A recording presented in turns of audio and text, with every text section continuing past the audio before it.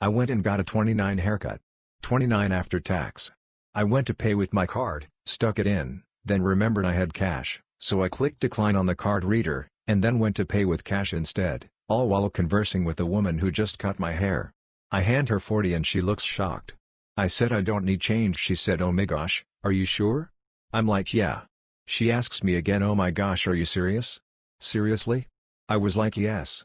And she's like, thank you so much. This is literally going to buy me and my kids dinner. And I was like, geez, she must get bad tips. I start to walk away and she goes, oh actually your card transaction timed out. You need to reinsert it. It didn't go through. At which point I realized she had no idea I meant to pay for all of it with cash and thought I was giving her a 40 cash tip for a 29 haircut. And that's the story of when I paid 70 for a 29 haircut. DLDR, decided to cancel card transaction and pay with cash. Barber thought I was giving them the cash as a tip, and I was too embarrassed to correct them. Here's a guy who was way ahead of his time in that he was concerned about the environment and wasting paper. This happened in 1998. I was the chief IT guy for the organization. A VP, nice guy, older, and not too tech-savvy, at a branch office came to our headquarters for a meeting and dragged a large box of papers into the boardroom. The box easily had the equivalent of 3 to 4 reams of paper in it.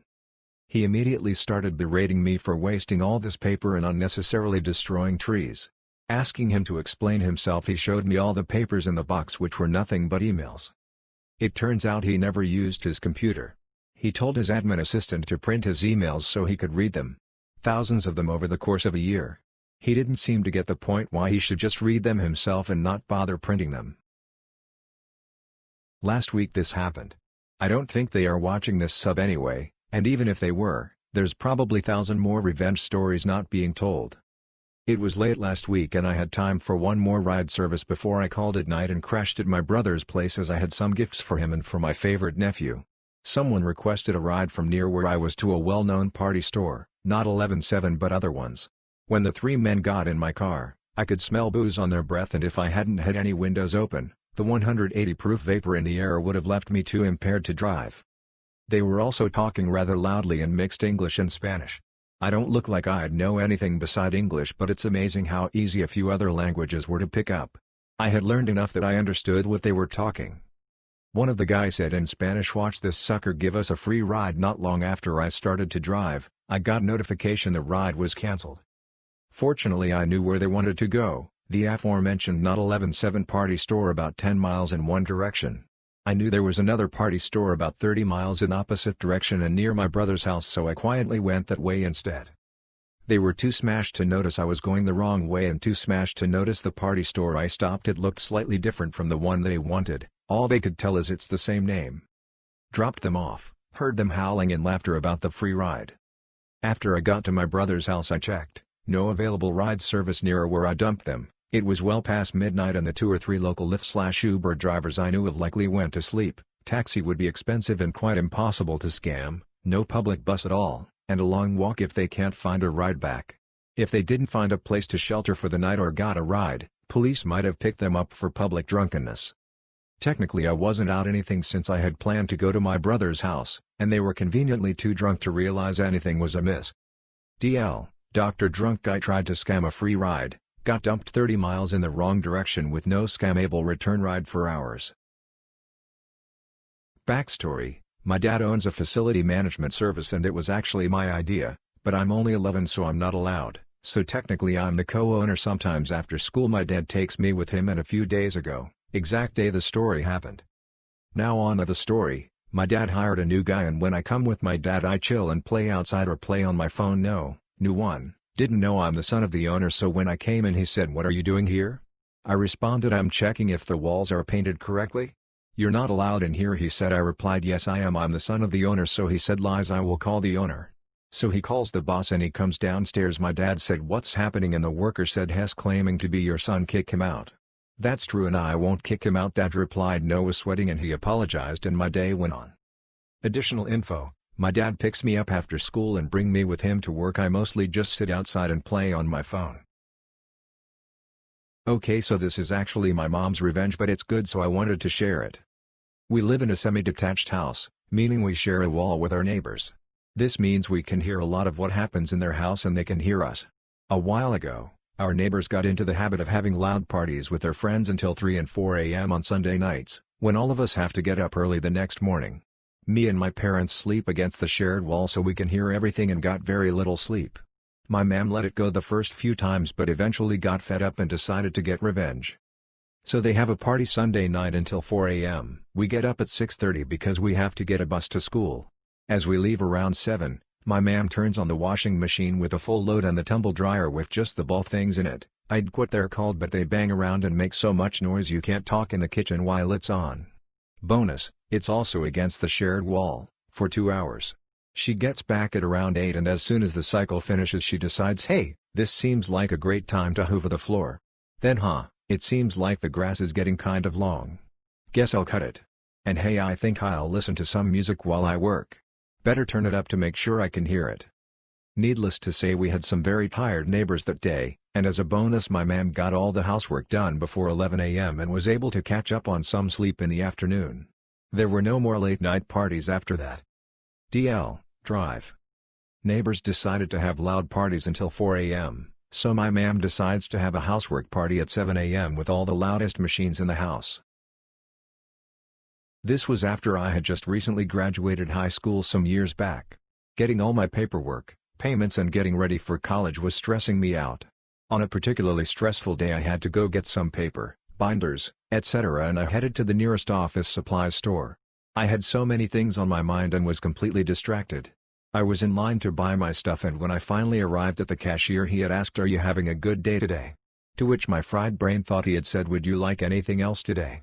So my reply was a very dry and quick no. In the corner of my eye I saw he had made a surprised face like oh, and 5 seconds after that I finally registered what had happened. I quickly tried to repair the small damage. I'm sorry, did you ask if I was having a good day?" He nods. "I'm sorry, I didn't even realize what you said. I'm so sorry, I'm stressed over college and stuff and wasn't paying attention." He laughed a little and said he understood. But I was already embarrassed beyond repair. I felt I had been so rude and once I was done I thanked him and booked it. Still remember that interaction to this day, one of those events that keep you lying awake at night from embarrassment. I've noticed that with a lot of unsolved cases, the victim is normally found at home, along a roadway, in a field, in water, etc. But, what are some unsolved cases where the victim's body was found in a highly unusual spot?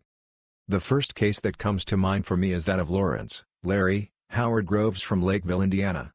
His family reported him missing on January 28, 2003. 5 months later, and after his family and police had searched his home several times, Larry's body was found in a hidden trapdoor in his floor. While Larry was found at home, I found the location of his body to be pretty bizarre. Especially after his home had been searched. Obviously someone who knew about the secret trapdoor had put Larry down there, and even took the time to cover the door with a rug and slide a desk back on top. Larry's case was never solved. Larry's ISP case summary. Just needed to get this Karen story off my chest. My department is practically the only one open in my company that's still taking calls. This leads to our direct line landing on a lot of get-a-person websites and we've had to direct a ton of people to customer service chat since we're not technically customer service and can't really do their jobs for them. Anyways, plenty of people demand we transfer them to customer service because I'm not tech savvy. I'm not going to chat, I need to be helped over the phone. Sure, I get it, chat isn't how I like to deal with issues either. But that's genuinely the only thing that's open. We're not required to walk people through getting a chat open, but I do because sometimes these people really don't get computers, so I help them as much as I'm allowed. Enter this Karen. K, no, I won't go to chat. You're going to help me or transfer me to someone who can. M, I'm sorry ma'am, but customer service is only available over chat. If you want to resolve this you will have to start a chat with customer service, and I'm happy to walk you through how to do that. K, no, I demand you tell me your name so I can have you fired for horrible customer service. M, okay, my name is, first name. K, and your last name. M, I'm not able to provide that to you. K, tell me your last name, slur, I'm going to get your ass fired. I roll. M, I can't give you my last name. I can give you an ID number if you want that. K, no, your last name is what I want. You are refusing me service and I won't let you walk away from this. Now at this point I'm ready to transfer to my sup because she's being abusive, but as I'm about to suggest it, she offers me a different solution. K, you're going to transfer me to someone that can help me right now.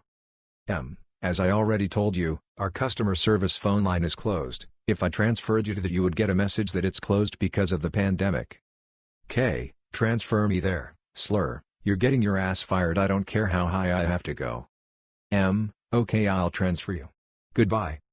Immediately put her on hold to put in the customer service number, which I dial. The message plays about them being closed, and I switch her over so he can hear it herself. Amazing how offering to help people more than you have to can make them so visceral. For a brief moment I worked as a bouncer in a nightclub that was super popular among the younger folks of the small town in Finland I lived in at the time. Before I started there, it was notoriously filled with underage people, but the new owner wanted to make the security more strict, so we started to have 2 people at the door to check each and every ID, even from the older looking people. One warm summer evening a group of young girls tried to get in. I was working with a male colleague who had a reputation of being a bit of a ladies' man. One of the girls looked especially young. My coworker starts to ID them and takes a very long look at the driver's license of the youngest looking girl. The girl started to get fidgety and yelled and entitled, "What's taking so long?" My coworker asks the basics when you are not sure if an ID is fake or not, the social security, star sign, date of birth backwards, but the girl seems to know them. Then my coworker sighs and frowns and says, "Yeah, I'm not gonna let you in. This is not your ID. Now get going." The girl goes nuts, starts yelling at him, yells a bit more to me, threatens to get both of us fired, claims she knows the owner, the DJ, the mayor, the president. Called us all sorts of names and starts to get handsy when my coworker cuts her off. "Look, I woke up next to this woman in this ID this morning and that was not you." Silence. The look on that girl's face was priceless. I have never seen jaw dropped so low while her eyes became the size of the widescreen TV and started to wet. The friends backed away and looked super embarrassed and suspicious. "Now get out of here, bring back the ID to the owner or I'll have to call the cops." The group goes away silently and around the block we can hear high-pitched non-coherent screaming. Turned out my coworker had been dating this girl's older sister for a while and she thought it's a good idea to steal her ID. Might have worked in a larger city, but when you live and go out in smaller places where everyone knows one another, don't do anything illegal. Edit, I wanted to add that we should have kept the ID and called the cops, but as it is a very small town, in cases like these we normally just let them go. The embarrassment is normally a punishment enough. No need to ruin kids' lives just because they don't think that their actions can have consequences. My coworker texted the big sis who most likely gave her an earful as well. Tifu, so my wife's birthday was a few days ago and we got an ice cream cake. Tastes great but flips my stomach upside down to say the least. I get up in the middle of the night and I run into the bathroom we bath our young kids in. Didn't want to kill the wife with the smell via the ensuite. Figured it was gross enough this warrants a baby wipe for good measure. I wipe my ass. Starts burning, drop to my knees and takes everything not to scream, pain is getting worse. I start the bath and throw ass in the tub, rubbing my ass up and down the bath as it fills with water. 5 minutes later it's raw as could be but feeling better. Turn on the lights, wife must have been cleaning up and forgot to put the Clorox wipes away. I grabbed a Clorox wipe because they were left beside the baby wipes. TL. Doctor grabbed a Clorox wipe instead of a baby wipe to wipe my butt. This happened like 5 minutes ago. I have an electric guitar and I really love playing it with just pants on. Today, my mom, my dad and my brother went to the neighbor's place to drink coffee. The weather was so hot so I got naked. I played for like an hour. Me and my family always argue about my guitar amp is so loud. And I said, here's the chance to play it loudly, and I did it. It was really fun, but suddenly, my dad and our neighbor's daughter who is the same age with me suddenly went into my room and saw me naked. Then my dad laughed and said, "Get dressed." I can't tell you how embarrassed I am. I cannot get out of my room.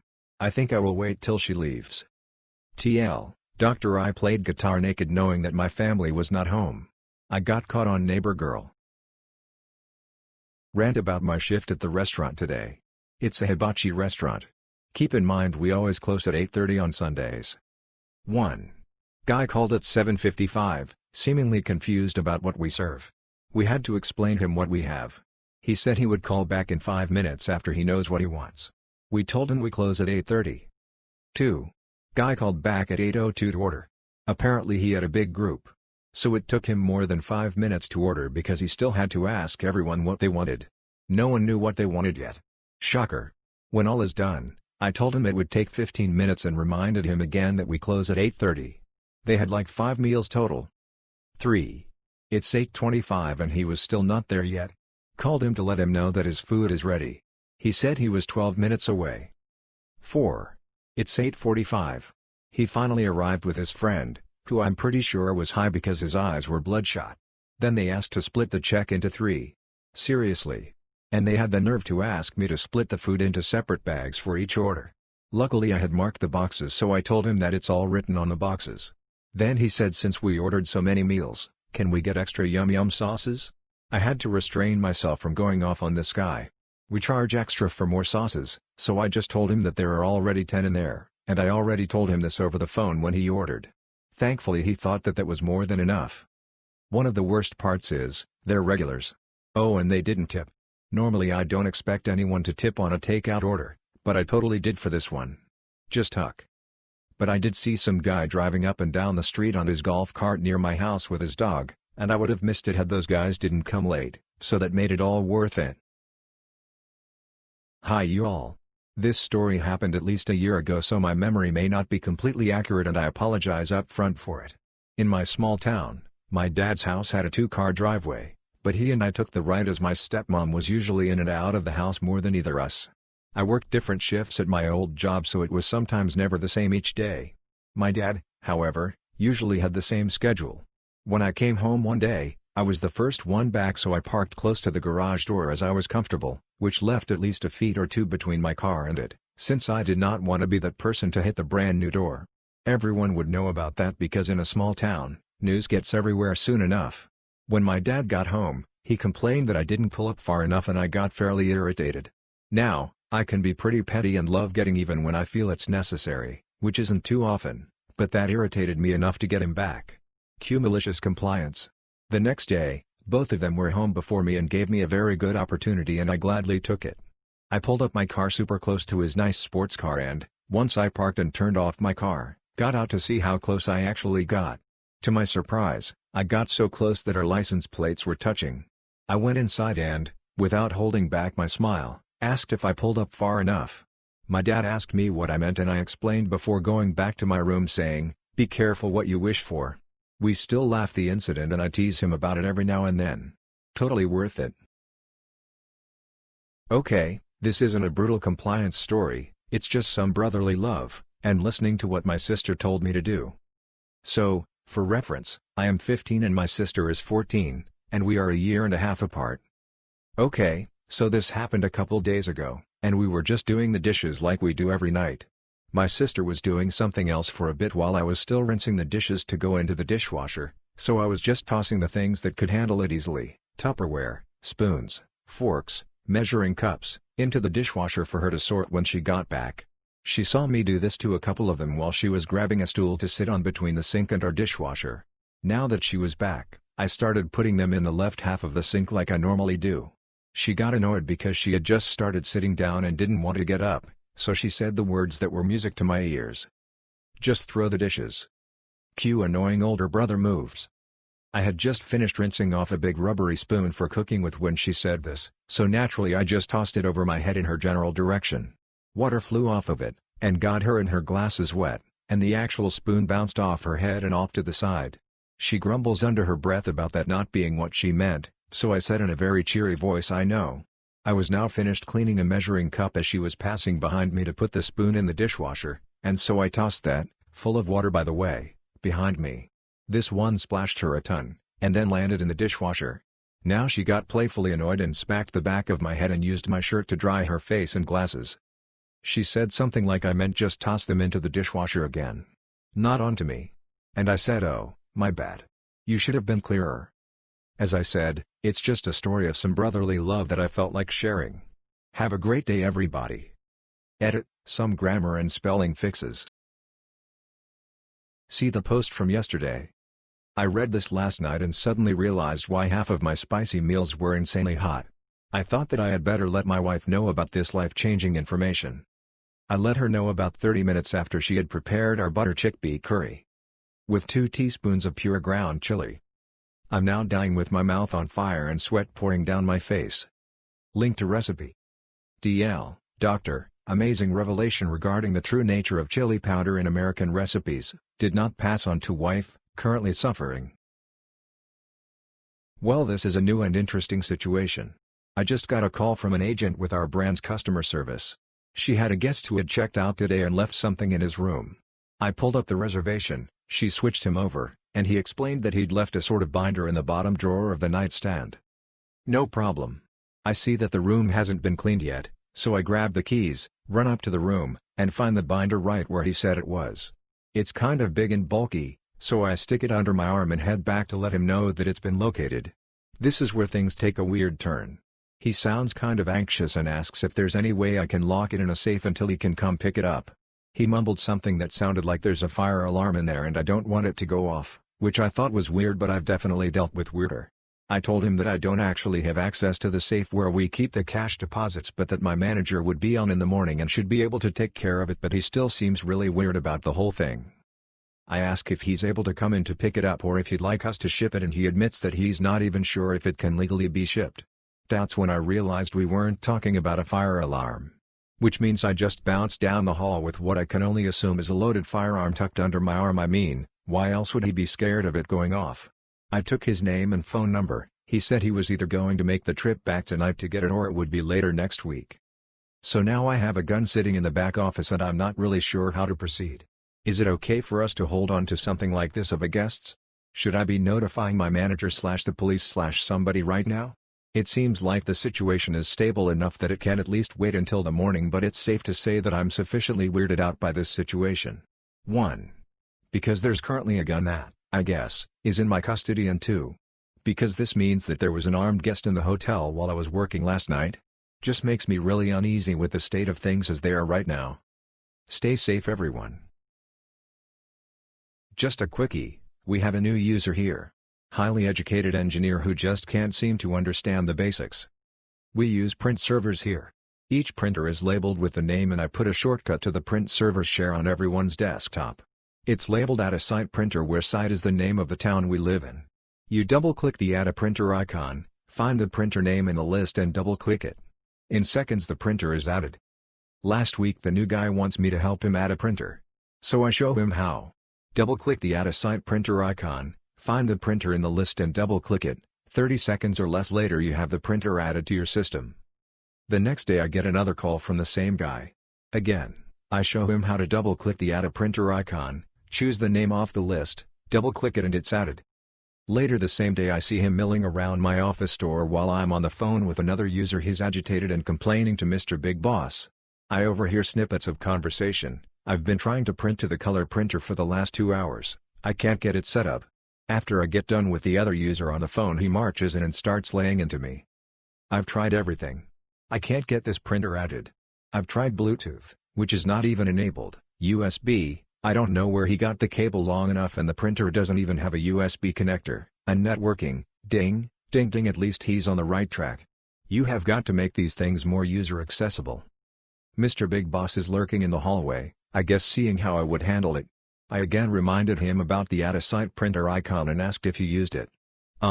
No, but you need to make the printers available various ways to make it easy for us. I masked up, then took his laptop, wiped it down, this was during the COVID-19 crisis, and added the printer in about 10 seconds. I sent a test print and could hear the printer start up and the print disappear from the queue. I reminded him yet again about the Add a Site Printer icon and how easy it was to use.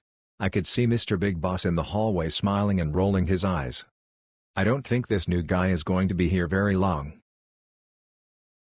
On my breaks from college I used to waitress at this diner in my hometown that was kind of a staple because it had been owned and run by the same family since 1970. Really good food and affordable prices. We offered standard diner food, hamburgers, cheeseburgers, etc., and our signature burger was a cheeseburger with roasted green pepper. All burgers came with lettuce and tomato.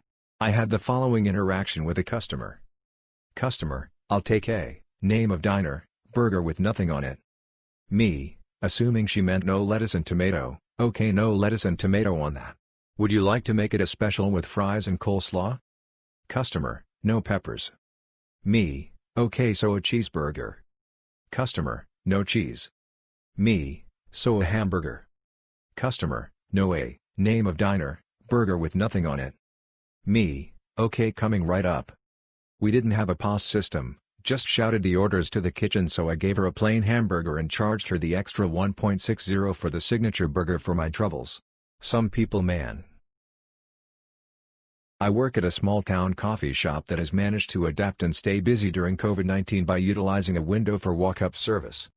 A regular problematic customer, let's call him TJ, is a typical middle-aged man riddled with toxic masculinity. He often makes female employees and customers uncomfortable with his comments. Lately he's been around a lot, being typical TJ. Today he came to our window and ordered a coffee. Cool, nothing out of the ordinary. A co-worker asked him if he would like to tip via our Square register. We normally don't verbally ask customers, but with the current pandemic we are not allowing customers to touch our iPad system. He proceeded to tell her to put 100, and reassured them he wanted to tip that much because he appreciates our hard work and effort and wants to chip in since our business has been a bit slower. Okay, I gave him that and almost have a change of heart about DJ. We both outwardly thank him and he goes on his way. I text my boss about this uncharacteristic interaction with TJ, and through their end of the register system she was able to look at the transaction. They noticed that not only was the credit card he used not in his name, but in his boss's name, on their company card. Typical TJ. What a D-bag. I work from home. Receive a notification on my phone that my Amazon package has been delivered. It's a couple $100 item, so I immediately go outside, but no package anywhere. I was outside as the delivery van was driving away, so literally no way a package thief snatched it in 20 seconds. The Amazon driver is 2 houses down. Excuse me. I received notification that my package was just delivered but it's not there. Driver looking shocked, stammering over words. What's the address? Give him address. Yeah, I just delivered it to you. No you didn't. I'm calling Amazon and you all can sort this out. Start walking away. Driver calls out, I found your package. But it says there's an issue and I can't deliver it. It's likely a duplicate and another driver will be by later to deliver the correct one. Then why did you mark it as delivered? Because I didn't see there was an error. The other driver will be by later. No, I'm calling Amazon now. Walk away. Called Amazon to report the incident. They say nothing is wrong with my package and it's marked as delivered. I tell them about the interaction and they say the driver should have given me the package. Even if it's a duplicate, the driver is not supposed to withhold a package. They'll investigate and get back to me in 24 hours. 2 minutes after getting off the phone with Amazon, doorbell rings. I happen to be next to the door, so open it within 5 seconds to see the same delivery driver hauling ass down. My driver jumps in delivery van and speeds off through the neighborhood. Look down and my package is there. Call Amazon again to let them know that I just got the package and it was the same driver who hauled tail. They said they would be opening an investigation into the driver. I also told them about how fast he was driving through the neighborhood. I felt like a Karen calling to complain, but truly believe this driver was running a package stealing scam. Marks package as delivered. Customer says they never received. Driver says, well, a package thief probably stole it before you looked for it. I was the IT director for a large company starting in 2000. It was a great job, but there were some fun times getting things organized. Each division had its own network before I got there and migrated everything to one. This one division was still using Lotus Notes strictly for email. The division president was a nice guy but thought he knew more than he did. For example, his laptop kept crashing and he couldn't figure out why. But he wouldn't let us look at it because he didn't want anyone else to see his confidential financial info. Okay. Finally found out why it was crashing when he made an offhanded comment to his assistant about emailing his backups to his home AOL email address. It turns out he was trying to email his entire C drive to his home email. I didn't care how he was trying to do it. I just told him, stop. Same guy wanted to access his email in real time while flying coast to coast. Keep in mind he's asking in early 2000. I told him with tongue firmly planted in cheek I didn't think we had any network cables long enough to reach his plane. Can't you order one for me? First time posting, currently a EMS dispatcher for a private ambulance company for 3 years now. We take some calls, however, they're usually seizures, psych, and falls. This one? Probably should have been psych, but unfortunately she wasn't the patient. This call happened in my first year, while I was pretty fresh and didn't understand the power of controlling a call. And #X200B. Me, okay. Tell me exactly what happened. CLR, yeah, my mom fell in the other room, You know we have her locked in there right now, but yeah, she fell and I think she may have hit her head. Me, okay, are you with her now? CLR, well, you see, she has dementia, and we live in a new home, so she is locked in there. You see, we can't have her wandering because of the bears that are around here. Me, have you gone to check on her yet? CLR, no, I can't unlock her door because she will get out and the bears will get her. Me, can you please go check on the patient? CLR, yeah, I think she might have hit her head, it sounded like she hit the end table, that's what woke me up, but even our big dog, insert large dog brand, is afraid to go outside because there are bears here at this new house. Please send the ambulance but make sure they get in and out quick because the bears will get them. Rinse and repeat for literally every one of the 10 questions involved with a fall. I was essentially working with a third-party caller as she flat out refused to unlock her mother from the room until the imps got there, let alone even go look at her. And hashtag X200B. I kid you not, I heard way more about these bears than I ever got out of her regarding her fallen mother. While I may have wanted to bash my head into the desk repeatedly asking her the questions, now I can have a good belly laugh over it. From what I do remember though, Mom was transported alright, and no EMTs were mauled by the darn bears. We only did about 100 people but I believe that was expected. My boss had us heavily staffed but that was just in case. Our systems only allow us to sell up to 35% capacity as well. Every single second after dealing with a customer, we were cleaning up and wiping down everything again, and once they'd leave the theater, we'd wipe down their seat. It felt so good to be back in that theater to the point that I was very loud and just too excited to be there. After what, 4 months of being closed, it feels good to be back. I volunteer to provide tech support for a small private school. When COVID started and school went remote, we quickly realized that a webcam plus whiteboard won't cut it. So I quickly acquired some used document cameras for teachers who didn't have one already. They already had mini whiteboards to hold under the cameras. I tested every single camera before dropping them off for teachers to pick up, with the right wire plus power cable for each projector. There were 2 kinds of models. A few weeks later, during a Tech Hours virtual meeting, one of these teachers complains that my camera doesn't work, so I'm just taking pictures on my phone, emailing them to myself, downloading them from my computer, opening them up, and then sharing the screen. I was surprised she was doing this whole flow and didn't mention her camera was broken. So I set up a remote call with her. I had a hunch what it could be. The model she has supports projecting from either the camera, or from a USB flash drive, and there's a switch on the side to choose which one. I had set the switch correctly, but it was possible she bumped it in the other direction. Call starts, she shares her screen, and opens up the app for the projector and it says projector not detected. So I ask her to ensure the projector is turned on, and plugged into the laptop. She says yes, it's on, and plugged in, but the wire is a bit loose. I ask her to see if wiggling the wire helps. No go. Is it loose where it plugs into the camera, or where it plugs into the laptop? The wire in question is a micro USB. Well, the problem is on the laptop side. Can you try plugging into another USB port on the laptop? Well, the other port is also too big. Bewildered, I ask her to show me on camera. So we switch to a video call using her phone, and she shows me which USB port is too big. Any guesses? Dot. Dot. Dot. Dot. Dot. Dot. Dot. Dot. Dot.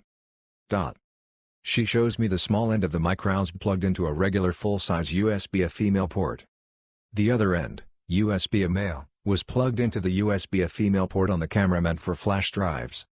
Since I was on camera myself, it took a lot of deep breathing not to laugh.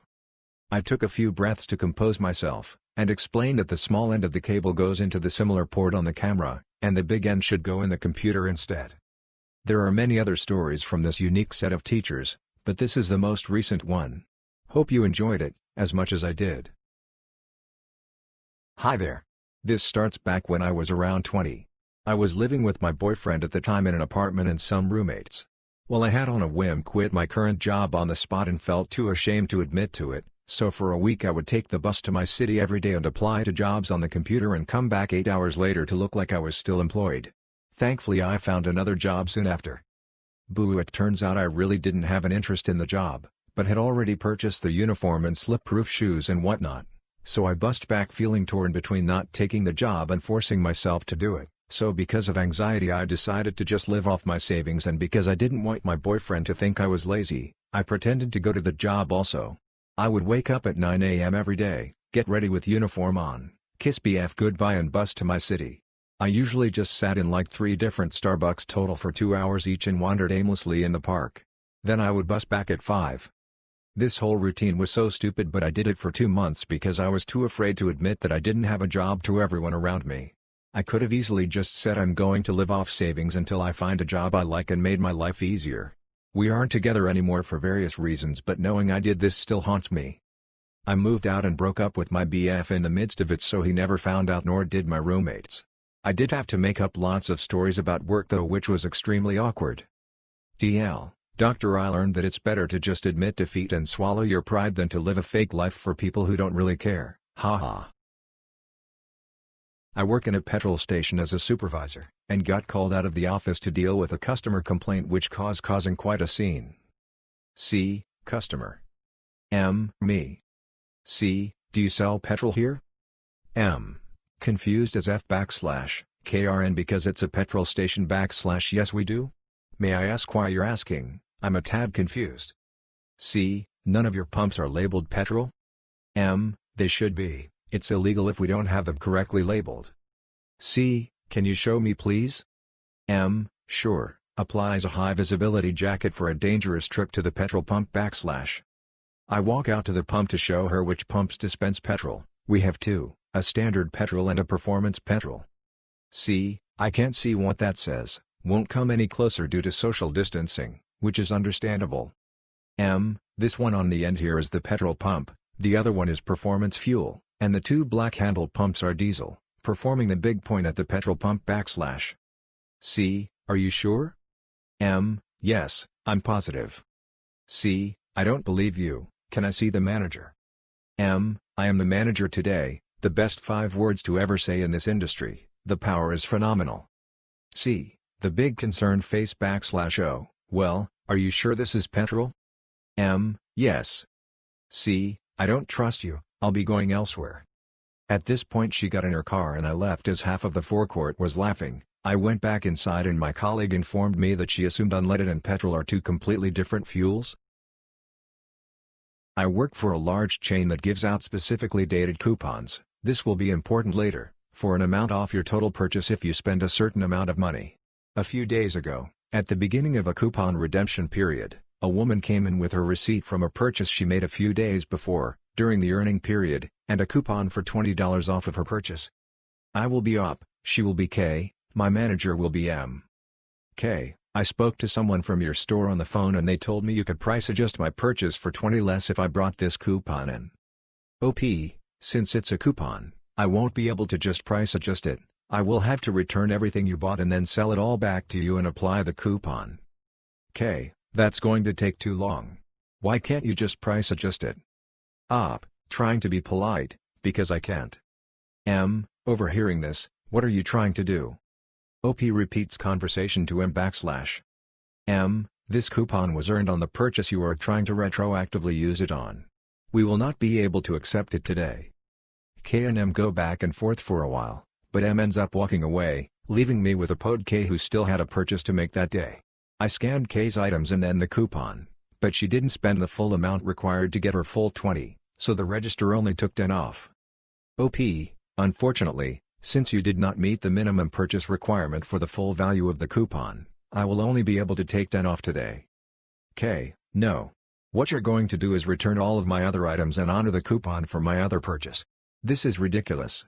I did not call the store and come all the way here to be treated in this way.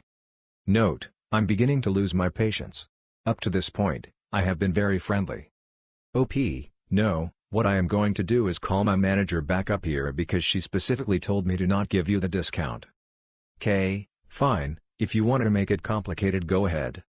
OP size / K. Yeah, you got stuck with me. Sorry.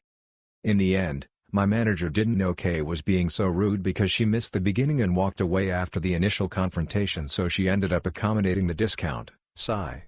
I just can't imagine being so rude to a cashier when they have absolutely no control over what you're asking them to do.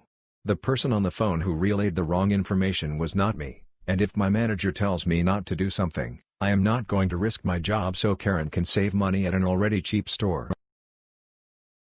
The best regular we have. I have not seen him for maybe 3 months because of the corona thing, and I made him wait because I was in a call for a conference booking on the phone. First conference booking in forever.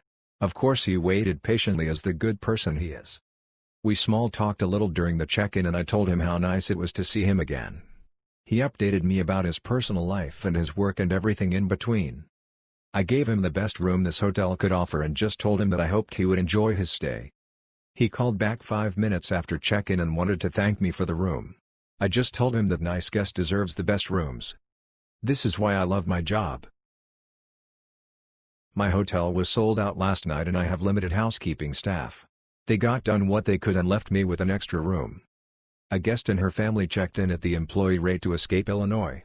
The guest asked for extra towels and I accommodated the request. She asked to change her reason to have a double queen room instead of having a king because last minute they decided to bring their teenage children. I informed her that I didn't have any double queens left and I apologized. She bought another king room giving the reasoning of I snore. They left. Minutes later she came back down, passing the elevator and the pool, important for later, and asked for extra hand towels and washcloths. I ran it back and got her fresh ones from the dryer, folded. When I handed them to her she unfolded them in front of me, comparing sizes, and we had the following exchange. Guest: these are all washcloths. Me: the one with the pattern are the hand towels. Guest: but it's only a little bit bigger. Do you know what I'm talking about? These are washcloths. I need hand towels. Do you know what I'm saying? Me: ah, okay. I ran it back grabbing a pool towel which is a little smaller than our regular towels. Guest: oh perfect. Me: yup. She leaves walking past the elevator and pool. A little time passes and I get a call at the front desk. Guest: do you have a pool here? Me: visibly confused, yes. Guest: and where is that located? Me: still confused, right across from our elevator. Guest: and where is that located? Me: my head hurts, if you come up the ramp you'll see it on your right. Guest: thank you. I see the guest at the end of the hall and watch her almost walk past the elevator and the pool. At the beginning of the apocalypse our owners decided that we needed to reduce the number of employees working at our property, so they closed our sister location and transfer all their reservations to my property. They're only about 5 minutes from us, and then furloughed everyone but the managers. My GM offered to go on temporary leave during this time and just let our sister location's GM run things. Well, after a while I guess the managers got tired of working night audits, so they demanded I come back. So I'm back now, and boy oh boy do I miss how things were. It seems like the sister location's GM is showing a bit of favoritism as I am still the only employee from my location to be working. They've brought back 3 other employees now. They fired one of the managers from my property and our AGM has been stationed at the sister location to hold down the fort and do the daily reservation transfers. Now I know this doesn't sound horrible, but let's just say my sister location is a bit of a shoot show. I'm pretty sure the bartender/afternoon FDA was just in the pool, which closed 3 hours ago, with some guests he had been chatting with all night.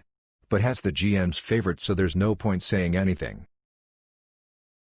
Okay, backstory: I'm a police officer. Yes, not the most popular people in the world right now, but stick with me. When people are pass away unexpectedly, police have to attend to ensure there's no foul play. So we're called to a male who has been found deceased in an alleyway off a main road. We arrive, conduct the necessary investigation, deemed natural causes, and call for the undertakers to recover the body. Now obviously we've closed off the alley with police tape and covered the body over to preserve his dignity. Now the undertakers took ages, like I'd been stood there for 4 hours waiting, so I start to check my phone, send a couple of texts etc. and just sort of forget what I'm doing. I can't stand still for a shoot, so I'm slowly pacing around this alley in a random ass pattern like a moth trying to find a light. Looking at my phone, not really focusing. Then all of a sudden I look past my phone and realize I'm literally about to stand on the poor man, panic and hop to the side and slip. Didn't fully stack but had to do a strange hop to stay on my feet. Very embarrassed I check no one saw and return my phone to my vest and move away from the corpse. TLDR, was walking around looking at my phone, almost stepped on a body. This is my first time typing out a personal narrative, so please excuse any syntax issues. About 2 weeks ago, I went into a local Lowe's to pick up some succulents for a friend's birthday present. I normally go to a Lowe's 30 minutes in the other direction, but I wasn't driving a total of an hour from where I was just to go to a store that I was familiar with. I bought two $5 succulents and some bamboo that was marked down from 12 to 3. The only open registers were self-checkouts. Although this was mildly annoying, it wasn't anything to get upset about. Unlike Walmart, where I normally shop, Lowe's self-checkouts require the assistance of an associate to apply any discounts/clearance items. Unfortunately, it was busy and the attendant marked down one of the 5 succulents instead of the 12 bamboo. So instead of having 9 taking off of my total, I had 2 taken off my total. I stood at the self-checkout waiting on the attendant to finish with the customers she was dealing with. While I'm waiting with tears in my eyes and brimming with social anxiety, in my Burger King uniform and burger-patterned face mask, this 70-year-old man and his wife get in line. All the self-checkouts are full, and after deliberating with his wife, he looks at me and says, "Well, what about her?" His wife nearly slapped him and said in a hushed tone, "She doesn't work here. Look how she's dressed." I understand his confusion since I was just standing there waiting on the associate to help. I understood she was busy, so I was trying to be patient. Sadly, there's no happy ending to this story. He limped over to the customer service desk while I was getting the issue fixed a few minutes later to berate the employees that he found it offensive that they had no checkout lanes open and told one of the young ladies over there, no older than 25, that she should hire more people when she said they were short-staffed. There was no indication that this poor girl held any position of authority within the store. I think you can tell where this is going. This flip-up happened last week and I paid for it today. Mobile user yada yada. So, the cat had a couple hairballs last week. My 3-year-old was concerned after watching me hold our puking cat, asked why he threw up and so I explained to her what a hairball is and why cats get them. She continued to ask him about his hairy balls for the rest of the day. I thought that was the end of it. False. Today, for some reason she brought it up again. I should mention that my daughter is a Disney princess and will make a song up about anything.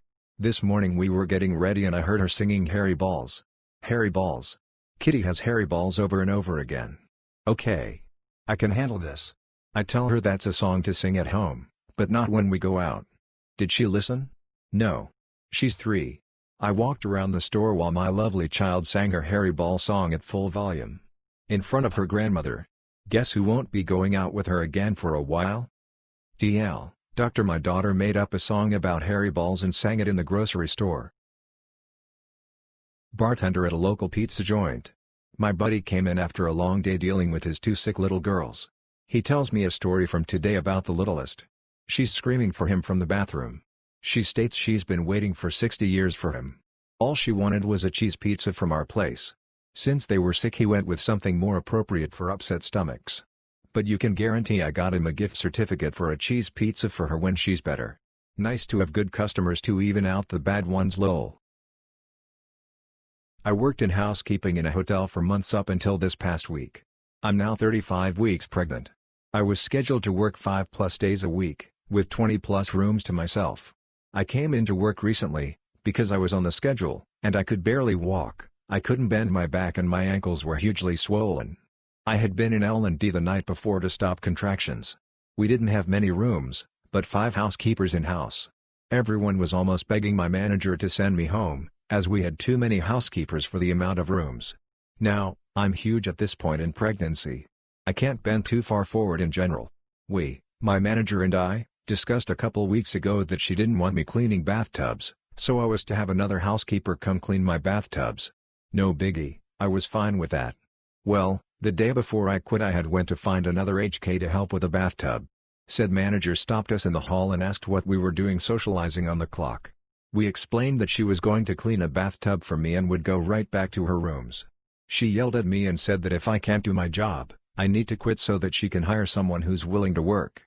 I explained that it wasn't that I wasn't willing to work, rather that's one small task that I myself struggle with accomplishing. She didn't care. She continued yelling at me. Now, I've always hated being yelled at, so I spent the rest of my shift crying while cleaning my rooms. I got home from work, still crying. My boyfriend became extremely upset as I told him what had happened. We decided that it's in the best interest of our child that I just be done, as it's a lot of emotional trouble as well as physical. So I gave my manager her wish, and I went in and handed in my scrubs and quit. She seemed sympathetic, said she understood, was sad to see me go, and for me to come talk to her after I was released from maternity leave. Fast forward to today, another HK at said hotel was talking to this manager, while recording the conversation to send to me. She asked if I would be back after baby. The manager told her that I was Lizzie and a crybaby, so she would never consider hiring me back. I'm glad I quit. I feel like I dodged a bullet. I'm not sure that I'll ever be able to convince myself to work in housekeeping again. Here's one more from my ancient history of 20 years ago. The large company I was hired as IT manager had a guy who handled all the IT previously. He was one of these guys who volunteered to do all the IT stuff because nobody else wanted to do it and the company wasn't big enough, so they thought, to need a full-time IT staff. In addition to reading everyone's email, since he managed their mail server, he did random things, like this, which involved an elaborate process. People would need electronic copies of documents that had either been lost or never created in a word processor or other electronic format. So, what he would do is take a picture of the document with his Kodak digital camera, print that picture out, then scan it to a file and save it on the shared drive. He had convinced someone that was an efficient process. I just asked what? This happened last December. My shift that day was from noon, but when I arrived at work, 10 minutes before 12, the whole store had suffered a power cut.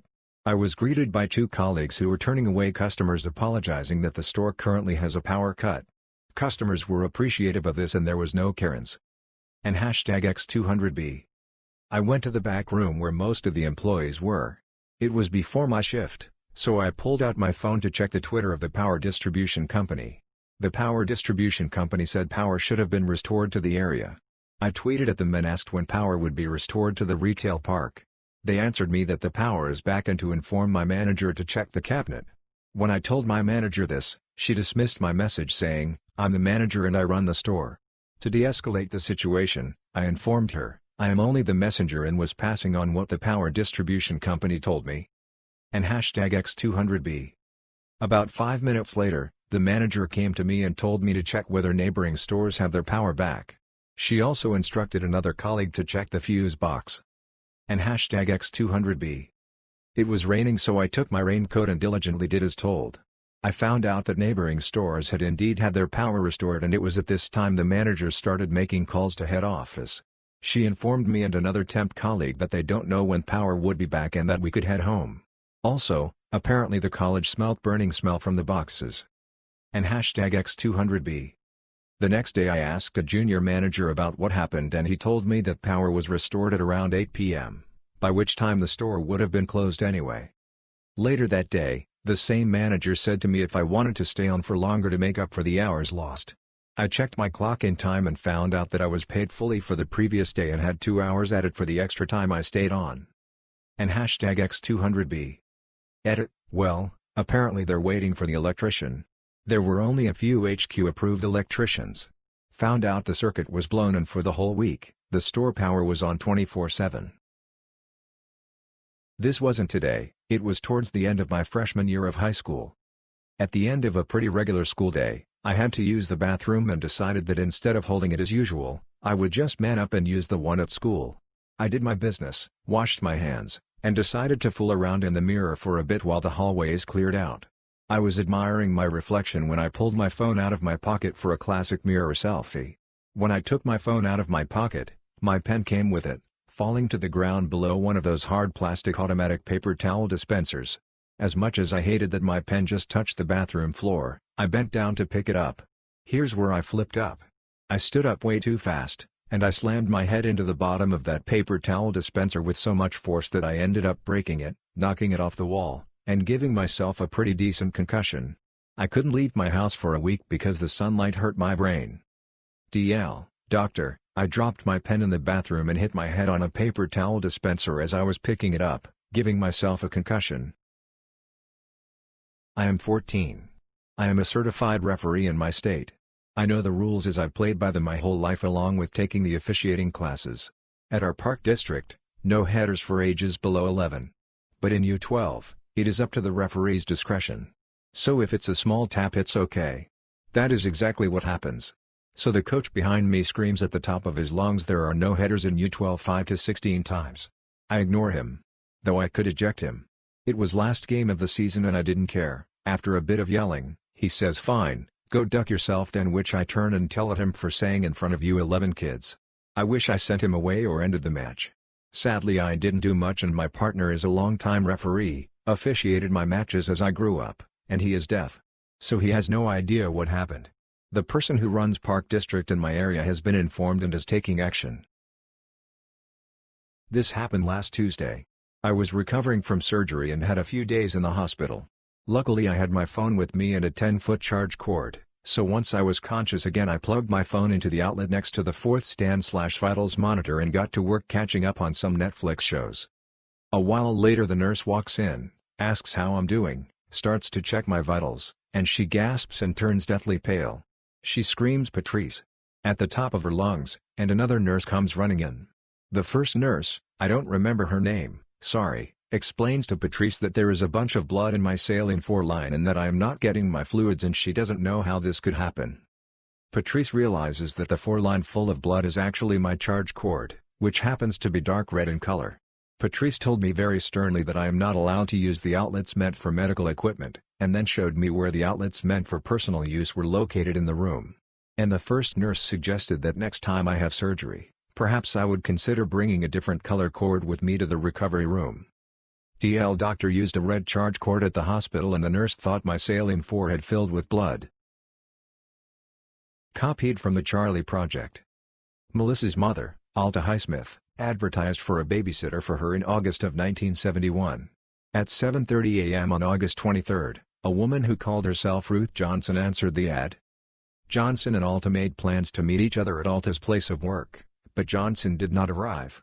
She called Alta later, and was hired sight unseen. She stated she had a nice house with a large backyard and cared for other children.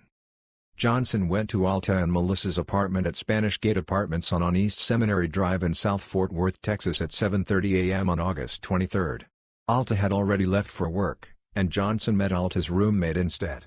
The roommate stated Johnson was well-dressed and wore white gloves. Johnson took away Melissa, some diapers and Melissa's pink dress and white sandals. When she did not return Melissa by 8 p.m. that day, Alta contacted the police. A sketch of the babysitter is posted with this case summary. She has never been identified and Ruth Johnson was probably not her real name. Authorities believe the baby was taken by someone who wanted to raise a child, but this theory has never been proven. Both of Melissa's parents were investigated in their daughter's disappearance. They were divorced in 1971 and the child's father lived in Illinois. They subsequently reconciled and had 3 additional children before separating again in 1998. No serious leads have ever been developed in Melissa's abduction, but the case was reopened in late 2005 at the request of her sister. Her case remains unsolved. My thoughts. I don't think Mom had anything to do with this. I think she should have exercised more caution, however, since she didn't get an address or do more follow-up on Ruth Johnson. I would like to hear more on the roommate, however, since it's possible that she set up this entire scenario. Although that's unlikely. Hello. For those of you who have been working in the design industry for a while now, did you have trouble deciding what type of designer to be? With so many different design career paths to choose from, how did you make your decision? I just graduated with a bachelor's in design and am having trouble determining what design career path I should focus on. My degree was broad, with classes in design thinking, visual communication/graphic design, industrial/product design, and interaction/web design. I also took several classes in fashion design and studio art, printmaking, painting, sculpture. I had fun taking classes in so many different disciplines, but now that I've graduated and am looking for a job, I feel like I should have just chosen one thing and stuck with it. I've been working as a freelance graphic designer throughout college and also did multiple internships spread out among different types of art and design. I love all things design and feel like my dream job changes every month if not every week. My portfolio is lacking because I can't focus on one type of design and mastering its necessary skills. I live in a city with lots of tech companies, so most available positions are UI/U.X. Making apps and websites doesn't really appeal to me compared to other more hands-on design jobs, but it almost seems like the only option right now. I would like to move in the future but don't see it happening this year due to COVID-19. Should I focus my time on creating a solid UI portfolio right now and get a job doing that for the time being, even if it's not what I'm most passionate about? I feel like I could always develop other design skills while having a UI job if I want to switch careers and move in the future, when things are more stable. Thank you for your thoughts and stories about your own career path. I appreciate hearing from anyone who had a similar struggle choosing their career.